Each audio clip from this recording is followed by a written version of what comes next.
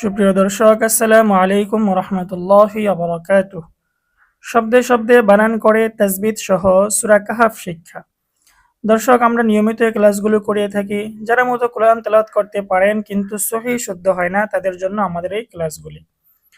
তো দর্শক, আমরা গত ক্লাসে সূরা কাহাফের 18 নম্বর আয়াত শেষ করেছি। এখন আমরা 19 নম্বর আয়াত থেকে শুরু করব ইনশাআল্লাহ। প্রথমেই দোয়া পাঠ করে নেব। আউযু বিল্লাহি মিনাশ শাইতানির রাজীম। বিসমিল্লাহির রহমানির রহিম। রব্বি জিদনি ইলমা। রব্বি জিদনি ইলমা। রব্বি জিদনি ইলমা। রব্বি ইশরাহ লি সাদরি ওয়া ইয়াসসির লি আমরি ওয়াহলুল উকদাতাম মিন লিসানি ইয়াফকাহু কওলি। আউযু বিল্লাহি মিনাশ শাইতানির রাজীম। বিসমিল্লাহির রহমানির রহিম। ওয়াও জবর ওয়া, কাফ জবর কা, ওয়া কা, দাল খারা জবর যা। খারা জবর খারাজের উল্টা পেশ হইলে একালিফ টানিয়া পড়িতে হয়। এখানে আমরা একালিফ টানব। আমরা এটা কোথায় পেলাম? আমরা যদি আমাদের যেই 10 সূত্রে কোরআন শিক্ষা বইটি রয়েছে, এই বইটা বের করি এবং 1 নং সূত্রে যাই, সেখানে দেখব খারা জবর খারাজের উল্টা পেশ হইলে একালিফ টানিয়া পড়িতে হয়, তাকে মধ্যে তবাই বলে। এখানে খারা জবর থাকার কারণে আমরা একালিফ টানব। ওয়াকাযা, লাম জেরলি কাফ জবর কা, ওয়াকাযালিকা। বা জবর বা, আইন থা জবর আস, বা আস, নুন খারা জবর না। এখানেও খারা জবর কারণে একালিফ টান হবে। বাস না হা মিম পেশ হুম, বাস না হুম। এখানে মিম সাকিন আসছে, মিম সাকিনের পরে লাম। আমরা সকলেই জানি মিম সাকিনের 3টি হুকুম রয়েছে। আমরা যদি একটু আমাদের 10 সূত্রে কোরআন শিক্ষা থেকে 10 নং সূত্রটা বের করি, সেখানে দেখব মিম সাকিনের হুকুম 3টি: ইজহার, ইদগাম, ইখফা। 1 নম্বরই হচ্ছে ইজহার। ইজহার অর্থ স্পষ্ট করিয়া পড়া। বা ও মিম ছাড়া বাকি সবগুলো ইজহারের হরফ।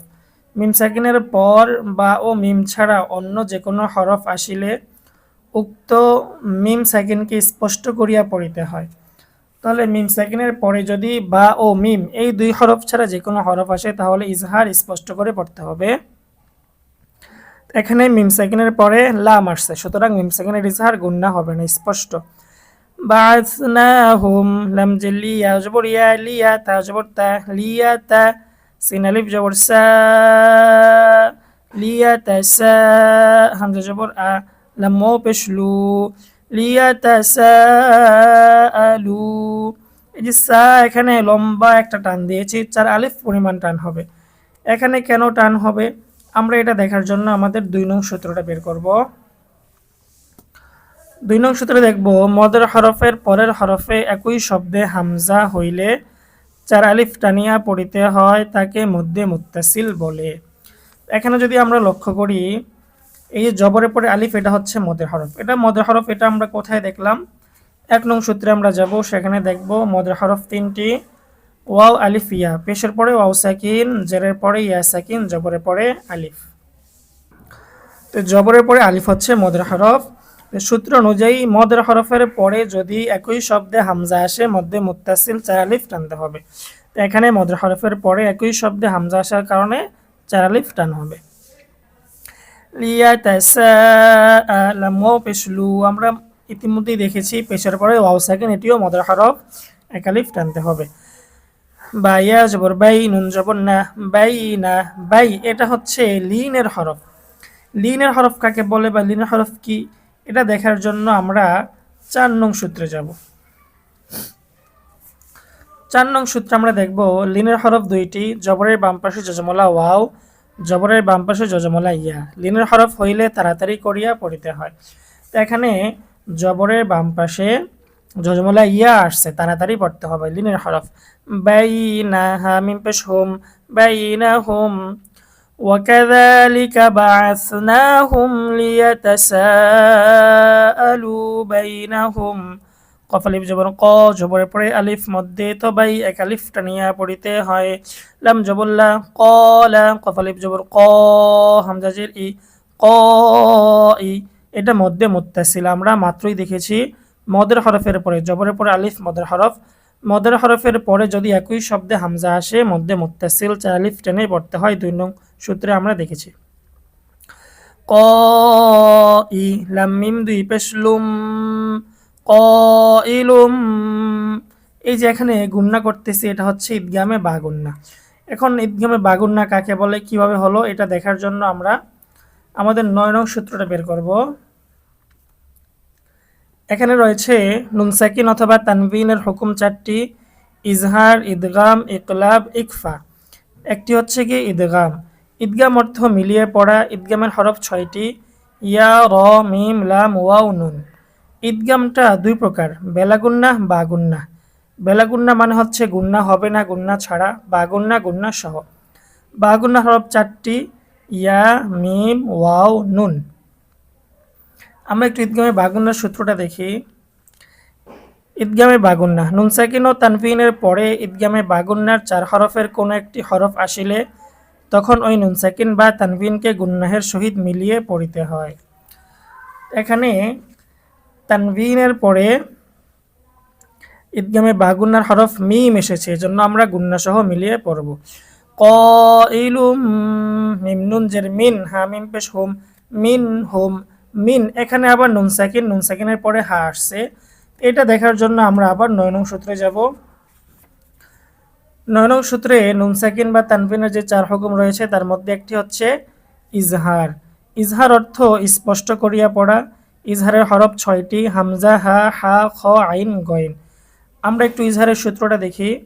নুন সাকিন ও তানভিনের পরে ইজহারের 6 হরফের কোন একটি হরফ আসিলে তখন ওই নুন সাকিন বা তানভিনকে গুন্নাহ ছাড়া স্পষ্ট করিয়া পড়িতে হয়। তো এখানে নুন সাকিনের পরে ইজহার হরফ হা আসার কারণে গুন্নাহ হবে না, স্পষ্ট করে পড়তে হবে। মিন হুম, হা মিম পেশ হুম। এখানে আবার মিম সাকিনের ইজহার, মিম সাকিনের পরে বাও নাই, মিমও নাই, গুন্না ছাড়া স্পষ্ট পড়তে হবে। কাফ মিম জবর কাম, এখানেও মিম সাকিনের ইজহার। লাম জবর লা, বা সা জের বিস, লা বিস, তা মিম পেশ তুম, লা বিস তুম। ক্বালা ক্বাইলুম মিনহুম কাম লাবিসতুম। কফ আলিফ জবর ক, লাম ওয়াও পেশ লু, দুটোটা মধ্যে তবাই এক আলিফ টান। ক্বালু। লাম জবর লা, বা সা জের বিস, লা বিস, নুন আলিফ জবর না, জবরের পরে আলিফ মধ্যে তবাই লাবিস না। ইয়াও জবর ইয়াও, লিনের হরফ, জবরের বাম পাশে জজমলা ওয়াও লিনের হরফ। মিম আলিফ 2 জবর মান, ইয়াও মান। তানভিনের পরে হামজা আসছে, এটা আমরা 9 নং সূত্রে দেখেছি ইজহার, গুন্না ছাড়া স্পষ্ট পড়তে হবে। ইয়াও মান, হামজা ওয়াও জবর আও লিনের হরফ। বা আইন জবর বা, দ জবর দ, বা দ, ইয়াও জবর ইয়াও, মিম 2 জের মিন, ইয়াউম। এখানে এই যে এখানে থামার একটি ছোট্ট চিহ্ন রয়েছে ত, এখানে যদি আমরা থামি অক্ফ করি তাহলে এটা ইয়াউম হবে। অক্ফ করার কারণে মিমে সাকিন হবে এবং এটা হবে মধ্যে লিন, এক আলিফ টেনে পড়তে হবে। এটা কিভাবে মধ্যে লিন হবে বা মধ্যে লিন কাকে বলে এটা দেখার জন্য আমরা 4 নং সূত্রে যাব। 4 নং সূত্রে দেখব লিনের হরফের বামের হরফে ওয়াকফ হইলে এক আলিফ টানিয়া পড়িতে হয়, তাহাকে মধ্যে লিন বলে। এখানে যদি আমরা লক্ষ্য করি জবরের বাম পাশে জজমলা ওয়াও লিনের হরফ, লিনের হরফের বামের হরফে আমরা ওয়াকফ করেছি, এজন্য মধ্যে লিন হবে, এক আলিফ টেনে পড়তে হবে। ক্বালু লাবিসনা ইয়াওমান আও বা'দ ইয়াওম। কফ আলিফ জবর ক, লাম ওয়াও পেশ লু, ক্বালু, দুটোটা মধ্যে তবাই হবে, এক আলিফ টান। রবা জবর রব, বা পেশ বু, রব্বু। এখানে রটা মোটা হবে, রব্বু। র কেন মোটা হবে আমরা 7 নং সূত্র বের করব, সেখানে দেখব র এর উপর জবর বা পেশ হইলে ওই রকে মোটা করিয়া পড়িতে হয়। এখানে যেহেতু র এর উপর জবর রয়েছে এজন্য আমরা রকে মোটা করব। রব্বু, কাফ মিম পেশ কুম, রব্বুকুম। মিম সাকিনের ইজহার, মিম সাকিনের পরে বাও নাই, মিমও নাই, গুন্নাও নাই। হামজা আইন জবর আ, লাম জবর লা, আলা, মিম পেশ মু, আলামু। বাজের বি, মিম আলিফ জবর মা, জবরের পরে আলিফ মধ্যে তবাই বিমা। লাম জবর লা, বা সাজের বিস, লাবিস, তা মিম পেশ তুম, লাবিসতুম। ক্বালু রাব্বুকুম আ'লামু বিমা লাবিসতুম। ফাবা জবর ফাবে, ফাবে এখানে কলকলা হবে। কলকলা কাকে বলে বা কলকলার হরফ কয়টি এটা দেখার জন্য আমরা 3 নাম্বার পৃষ্ঠায় চলে যাব। 10 সূত্রে কোরআন শিক্ষা বইয়ের 3 নাম্বার পৃষ্ঠা বের করলে আমরা দেখব কলকলা হরফ 5টি, কফ, ত, বা, জিম, দাল। এই 5 হরফে জজম হইলে কলকলা অর্থাৎ প্রতিধ্বনি করিয়া পড়িতে হয়। যেমন কি ফাবে, ফাবে। দর্শক এই সূত্রগুলা যেগুলো আমি একবার দেখাইতেছি এগুলো আর দ্বিতীয়বার আর দেখাবো না, কারণ একটা সূত্র বারবার দেখাইলে আমরা পড়াতে আগাতে পারবো না। আর পিছনের ক্লাসগুলিতে আমরা কয়েকবার করে দেখিয়েছি এই সূত্রগুলা বারবার গিয়েছে, তো যার কারণে আমরা এখন শুধু একবার করেই দেখাচ্ছি, বাকি মদ আসলে আমরা শুধু বলে দিব। ফাবে আইন জবর আসা ওয়াও পেশ সু, ফাবে আসু। এখানে আমরা 3 আলিফ টানবো এবং এটা হচ্ছে মধ্যে মুনফাসিল।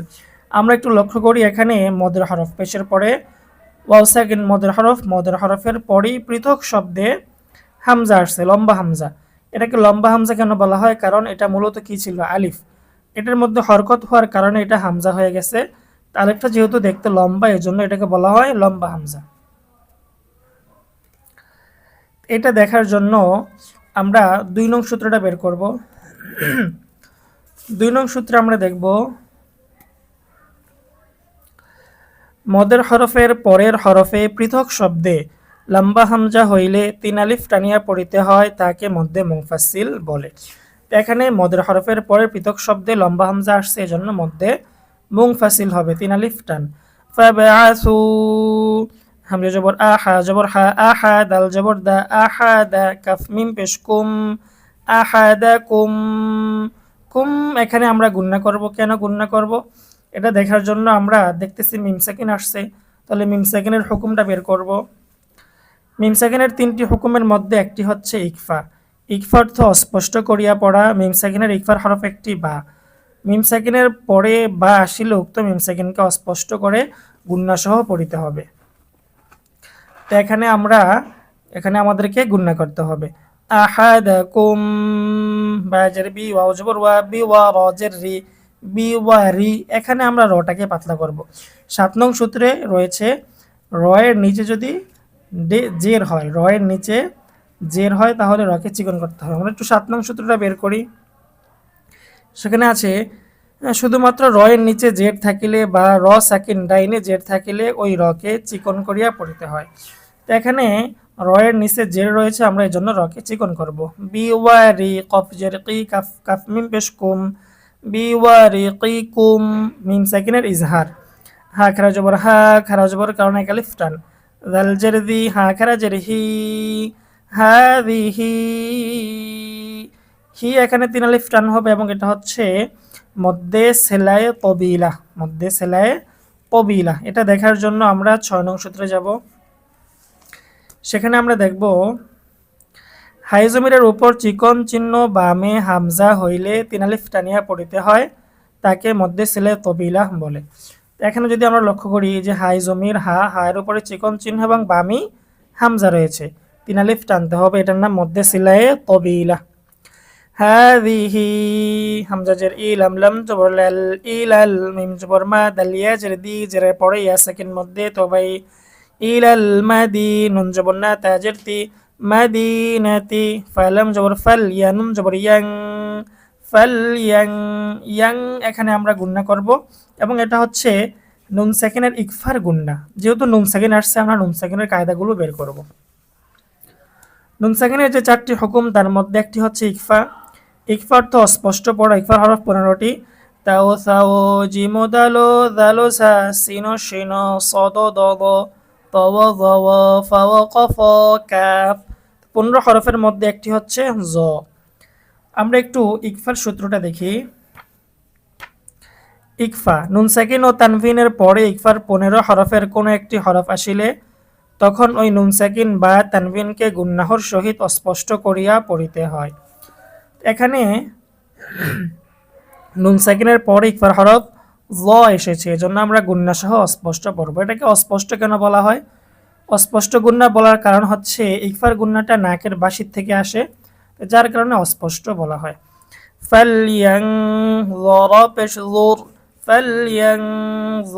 এখানে রটাকে আমরা মোটা করব, রকে মোটা করব। রকে কেন মোটা করব এটা আমরা ৭ নং সূত্রে দেখেছি।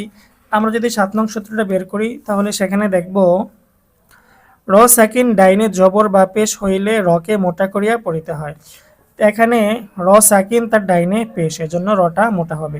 ফালইয়ানজুর হামজা ইয়া জবর আইয়া পেশ ইউ আইয়ুহা আলিফ জবর হা আইয়ুহা মধ্যে মুনফাসিল মদের হরফের পরে পৃথক শব্দে লম্বা হামজা আইয়ুহা হামজা জা জবর আজ কাফ খারা জবর কা আজকা ত জবর ত আইন আলিফ জবর আ ত আ জবরের পরে আলিফ মধ্যে তবাই তো আ মিম দুই জবর মাং তো আ মাং।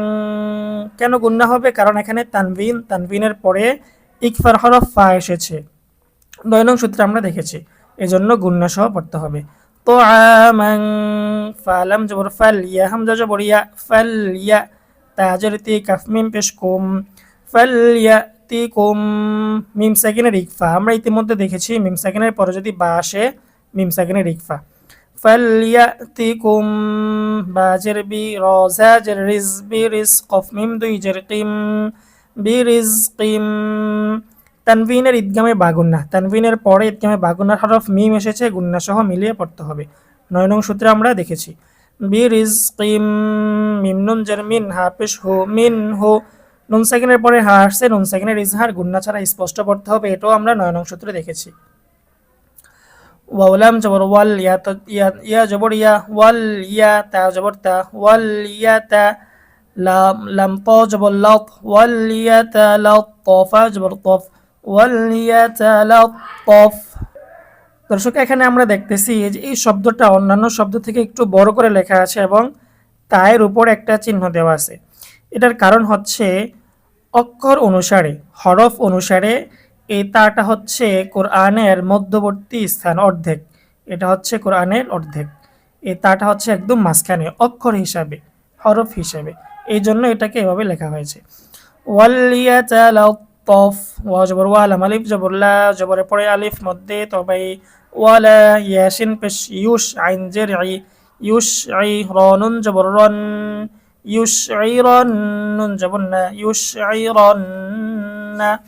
রন এখানে কেন গুণনা করলাম এটার জন্য আমরা ৩ নাম্বার পৃষ্ঠায় যাব, সেখানে দেখব ওয়াজিব গুন্না হরকতের বামে নুনে বা মিমে তাসদীদ হইলে ওয়াজিব গুন্না করিয়া পড়িতে হয়। এখানে হরকতের বামে এই যে এক জবর এক জের এক পেশকে হরকত বলে, হরকতের বামে নুনের মধ্যে তাসদীদ, এজন্য ওয়াজিব গুন্না হবে। ওয়ালা ইউশঈরান্না বাজের বি কাফ মিম পেশ কুম বিকুম মিম সাকিনের ইজহার, মিম সাকিনের পরে বাও নাই মিমও নাই গুন্নাও নাই। হামজা জবর আহা জবর হা আহা দাল আলিফ দুই জবর দান আহা দা দা এখানে এক আলিফ টান হবে, এটার নাম হচ্ছে মধ্যে আওয়াজ। এটা দেখার জন্য আমরা ৫ নং সূত্রটা বের করব। সেখানে আমরা দেখব দুই জবরের বামে অক্ফ করিলে এক আলিফ টানিয়া পড়িতে হয়, তাহাকে মধ্যে আওয়াজ বলে। দুই জবরের বামে অক্ফ, এই যে দুই জবরের বামে আমরা অক্ফ করে দিছি, এই জন্য এক আলিফ টেনে পড়তে হবে মধ্যে আওয়াজ। ওয়ালিয়াতালাত্তাফ ওয়ালা ইউশঈরান্না বিকুম আহাদা। দর্শক আমরা একটি আয়াত তেলাওয়াত করেছি, আয়াতটি মোটামুটি বড় ছিল যার কারণে একটু সময় লেগেছে। আর আপনারা লক্ষ্য করেছেন প্রতি শব্দে শব্দে, প্রত্যেকটা শব্দে শব্দে কোনো না কোনো তাসবিদ রয়েছে, যেই তাসবিদগুলো আমি এই বই থেকে আপনাদেরকে বলেছি। এই বইটা এমন একটা গুরুত্বপূর্ণ বই যে এই বইটা যদি আমরা না শিখি, এই বইটার তাসবিদগুলো যদি মুখস্থ না করি, তাহলে আমরা সহিহ শুদ্ধভাবে তেলাওয়াত করতে পারবো না। এই বইটার লেখক যিনি লিখেছেন মুফতি ফয়েজ উল্লাহ আইয়ুবী সাহেব, উনি কোরআনের মধ্যে যে তাসবিদগুলো ব্যবহৃত হয়েছে সেই তাসবিদগুলো এখানে ব্যবহার করেছেন, বাড়তি কোনো তাসবিদ এখানে আনেননি। যার কারণে এই বইটা সাধারণ মুসল্লি যারা রয়েছে তেলাওয়াত করতে পারে না, সহিহ শুদ্ধ হয় না, তাদের জন্য খুবই উপকারী। আপনারা যদি সহিহ শুদ্ধভাবে তেলাওয়াত শিখতে চান, তেলাওয়াত করতে চান, তাহলে অবশ্যই আপনাদেরকে এই সূত্রগুলো তাসবিদগুলো মুখস্থ করতে হবে। এই বইটা সংগ্রহ করার জন্য আপনারা এই নম্বরে যোগাযোগ করবেন, এই নম্বরে যোগাযোগ করার মাধ্যমে আপনারা বইটি পেয়ে যাবেন। হামজা নুন জের ইন নুন জবর না ইন্না ওয়াজিব গুন্না হরকতের বামে নুনের মধ্যে তাসদীদ ইন্না হা মিম পেশ হুম ইন্নাহুম মিম সাকিনের ইজহার, মিম সাকিনের পরে হামজা আসছে, বাও নাই মিমও নাই গুন্নাও নাই। ইন্নাহুম হামজা ইয়া জের ই এটা গুন্না হবে। এটা কি গুন্না হবে আমরা দেখতেছি, নুন সাকিন আসছে, নুন সাকিনের পরে ইয়া। তো নুন সাকিনের পরে যদি ইয়া আসে তাহলে ঈদগামে বা গুন্না হবে। আমরা এটা কোথায় দেখেছি? আমরা যদি ৯ নং সূত্রটা বের করি তাহলে দেখব যে ঈদগামটা দুই প্রকার, বেলা গুন্না বা গুন্না। বা গুন্না হরফ ৪টি, ইয়া, মিম, ওয়াও, নুন। এই যে ইয়া হচ্ছে বা গুন্নার হরফ। তাহলে নুন সাকিন বা তানবিনের পরে বা গুন্নার হরফ আসলে গুন্না সহ মিলিয়ে পড়তে হবে। ইয়া জবর ইয়াজ, ইয়াজ, হা জবর হা, র ওয়াও পেশ রু, পেশের পরে ওয়াও সাকিন মধ্যে তবাই। ইয়াজহারু, আইন জবর আলাম, ইয়া জবর লাই, আলাই, জবরের বাম পাশে জজমলা ইয়া, লিনের হরফ হলে তাড়াতাড়ি পড়তে হয়। আলাই, কাফ মিম পেশ কুম, আলাইকুম। মিম সেকেন্ডের ইজহার, মিম সেকেন্ডের পরে ইয়া আসছে, গুন্না ছাড়া স্পষ্ট পড়তে হবে। আলাইকুম, ইয়া র জবর ইয়ার। এখানে আমরা রকে মোটা করবো। আমরা ইতিমধ্যে দেখেছি ৭ নং সূত্রে র সেকেন্ড ডাইনে জবর হলে রকে মোটা করতে হয়। ইয়ার, জিম পেশ জু, মিম ওয়াও পেশ মু, পেশের পরে ওয়াও সেকেন্ড মধ্যে তবাই একালিফটা নিয়া পড়িতে হয়। ইয়াও রুজু মু, কাফ মিম পেশ কুম, ইয়াও রুজু মু কুম। এখানেও মিম সেকেন্ডের ইজহার, মিম সেকেন্ডের পরে হামজা আসছে। মিম সেকেন্ডের পরে বাও নাই, মিমো নাই, গুন্নাও হবে না। হামজা ওয়াও জবর আও, লিনের হরফ। আও, ইয়া পেশ ইউ, আইনিয়া জের ই, জেরের পরে ইয়া সেকেন্ড মধ্যে তবাই আও ইউ ই, দাল ওয়াও পেশ দু, পেশের পরে ওয়াও সেকেন্ড মধ্যে তবাই আও ইউ ই দু, কাফ মিম পেশ কুম। মিম সেকেন্ডের ইজহার, মিম সেকেন্ডের পরে বাও নাই, মিমো নাই। ফাইয়া জের ফি, জেরের পরে ইয়া সেকেন্ড মধ্যে তবাই ফি, মিমলাম জের মিল্লাম জবুল্লাহ, মিল্লা, তাজরিতি, হা মিম জের হিম, ফি মিল্লাতিহিম। মিম সেকেন্ডের ইজহার। ওয়াও জবর ওয়ালাম, নুন জবর লাং, ওয়ালাং। নুন সেকেন্ডের পরে তা আসছে, ইকফার গুন্না পড়তে হবে। তা হচ্ছে ইকফার হরফ। ওয়ালাং, তা ফা পেশ তুফ, লাম জিল্লি, তুফলি, হা ওয়াও পেশ হু, তুফলিহু। মধ্যে মুনফাসিল, মদের হরফের পরে পৃথক শব্দ লম্বা হামজা। পেশের পরে ওয়াও সেকেন্ড মদের হরফ, তারপরে পৃথক শব্দ লম্বা হামজা। এটা আমরা ২ নং সূত্রে দেখেছি। তুফলিহু, হামজা জের ই, দাল দুই জবর জান, ইদান। এটা হচ্ছে ইজহার, তানভিনের ইজহার। তানভিনের পরে ইজহারের হরফ হামজা এসেছে। ইদান, হামজা জবর আ, বা জবর বা, আবা, দাল আলিফ দুই জবর দান, আবাদা। মধ্যে আওয়াজ আমরা ইতিমধ্যেই দেখেছি, দুই জবরের বামে অক্ফ হলে এক আলিফ টানিয়া পড়িতে হয়, এটাকে মধ্যে আওয়াজ বলে। ইন্নাহুম ইন ইয়াযহারু আলাইকুম ইয়ারজুমুকুম, ইয়ারজুমুকুম আও ইউঈদুকুম ফি মিল্লাতিহিম, ফি মিল্লাতিহিম ওয়ালান তুফলিহু ইযান আবাদা। তো দর্শক, আমরা আজকে সূরা বাকারার ২০ নম্বর আয়াত শেষ করেছি। আগামী ক্লাসে আমরা ২১ নম্বর আয়াত থেকে শুরু করব ইনশাআল্লাহ। আর আপনারা দেখেছেন যে এই বইটা কত গুরুত্বপূর্ণ একটি বই। এই বইটির থেকে প্রতি শব্দে শব্দে যে তাসবিহগুলো রয়েছে এখান থেকে আমি দেখিয়েছি। তা আপনারা সকলেই এই বইটা সংগ্রহ করবেন, সংগ্রহ করে তাসবিহগুলো, সূত্রগুলো মুখস্থ করবেন। ইনশাআল্লাহ আপনারাও সহিহ শুদ্ধভাবে তেলাওয়াত করতে পারবেন। এই বইটি সংগ্রহ করতে আপনারা সকলেই এই নাম্বারে যোগাযোগ করবেন। যারা পিডিএফ নিতে চান আপনারাও এই নাম্বারে যোগাযোগ করবেন, পিডিএফ পেয়ে যাবেন ইনশাআল্লাহ। আসসালামু আলাইকুম ওয়া রাহমাতুল্লাহি ওয়া বারাকাতুহু।